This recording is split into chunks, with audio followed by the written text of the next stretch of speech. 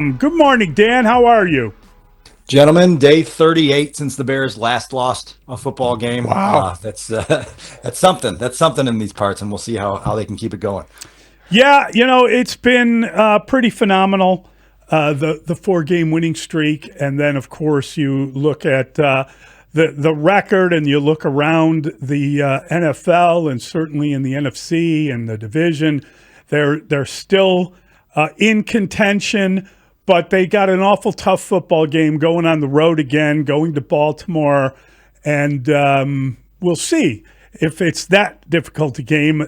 Right now, they're Yeah, getting 6.5 points, but if Lamar Jackson can't play, obviously it changes everything. So we're going to be watching that like a hawk today. no doubt. I'm just curious when you look at the way the offense played in particular, have they discovered something? Have defenses attempted to stop something? Will there be any sort of shift in the way they are defended after what happened with the most recent victory coming through the run when you were Yeah, almost daring them to throw?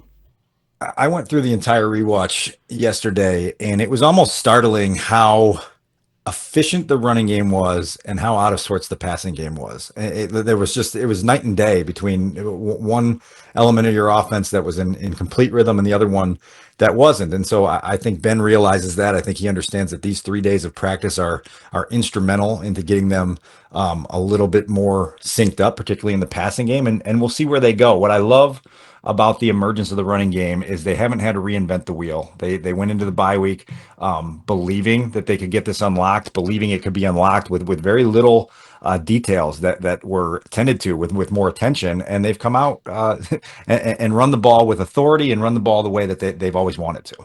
So, Dan, when you look at this possibility of Lamar Jackson playing or Lamar Jackson not playing, how different is your perspective on this game depending on that very thing? And how does it Yes. affect the Bears' preparation?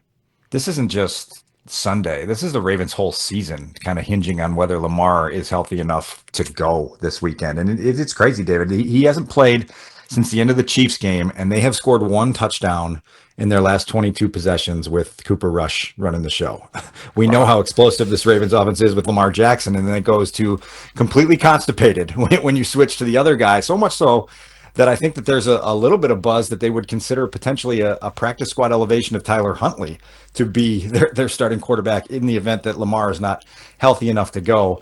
I woke up Monday morning thinking that this was going to be a hungry, healthier Ravens team at home coming off the bye that was going to find itself and be the Super Bowl front runner that we thought they were going into September. And I'm here on Wednesday morning thinking that this team is sort of one push away from falling off the edge of the cliff. And so if the Bears can get that shove early, and certainly it would help if Lamar wasn't out there on the field, this could be a very interesting football game on Sunday. Dan, we kind of talk a lot about different aspects of the Bears, and kind of the only thing that gave me a lot of solace was when we talked to Olin Kreutz. He talked about the idea that they were aware and afraid and anticipating some of those big play possibilities coming from Ben Johnson, coming from Caleb Williams, and they did not load up the box. They decided to play deeper. They were kind of in a prevent defense almost, just in terms of being aware of the passing Yeah. game. And maybe that aided the improvement in the run game and the 222 yards and all the good things. Yeah. I just wonder if now against a team that is a higher quality of opponent, you believe that Caleb can somehow pass with more accuracy or convert some of those plays. We had complained about this idea that all he does is try to run and he gets outside and that's when he's at his best. Well, he's not at his best like that anymore. So I just wonder what that means, if he's too used to setting his feet and moving his eyes and attacking things differently, that he no longer is good throwing on the run. There's a couple layers to this, and I had a similar thought yesterday rewatching it because Caleb's superpower allegedly has been his ability, and not allegedly, it's been documented that when he can get out and use his legs and be a scramble and throw guys, he can make some explosive plays, but he hasn't done that this year. And so you have to have success with that element of your game for it to kind of ride forward. And so I'm going to be very interested to see how he finds that balance between tuck and run and scramble and throw. This Ravens defense is not very good right now. They don't have any pass rush. The back end has been affected by that and not very good themselves. And so, a couple of weeks ago, CJ Stroud, who hasn't had a great season, threw 4 touchdown passes in a 34-point win. And so there should be opportunities here to find your openings, to make plays in a lot of different ways. And so now it's up to your coaches to put the quarterback in a good position. And then when your quarterback's in a good position, he's got to make those plays. And I thought on Sunday against New Orleans that Caleb was never really comfortable inside of that football game, and that's going to have to change on the road in Baltimore. Dennis Allen received a lot of praise for the game plan against the Saints and got the game ball. We all saw and enjoyed that, Dan. How difficult does his task become if Tyreek Stevenson isn't available, and what is the personnel plan if he's not? It's a great question. You're toying with the idea of bumping Kyler Gordon outside more, and that kind of takes away a little bit of what Kyler can be as a chess piece for you, but sometimes that's necessary, which would put either Nick McLeod or Josh Blackwell in there to play in the slot. And look, like, I didn't get an optimistic vibe from Ben Johnson on Monday about Tyreek Stevenson. We'll see what it looks like at practice today, but if you're down Tyreek, you're down Jalen, and you're kind of piecing that secondary together again, you got to find answers in other ways. And DA's been very good. I think for me, like when we left Detroit and we were so stunned at how poor that defense was, both in the fourth quarter of week 1 and the whole day at Ford Field, it was so out of character with what we had seen during training camp. I think they've been back these last few games to what we were used to seeing through August. And now with some attrition, they're going to have to figure out how to keep that roll going. I just wonder, when you went back and looked, did the left tackle have a worse game than he seemed to have initially? And I'm curious with Theo Benedict, if you think about one of the things that Ben Johnson said, he didn't deny that he didn't have a good game, but he talked about when all the takeaways stop, then the offense has to be able to take over, etc. Yeah. That was almost kind of, it just makes you wonder what the long-term future is. Is this going to be a season-long problem, just in terms of trying to figure out that left tackle spot, especially when you get to maybe division opponents, maybe Green Bay, maybe the Lions, maybe when you get to teams with a very strong pass rush? Well, look, these next 6 games are going to be more difficult than the first 6 were. And it may not have seemed like that all along, but I think that's what they're facing here.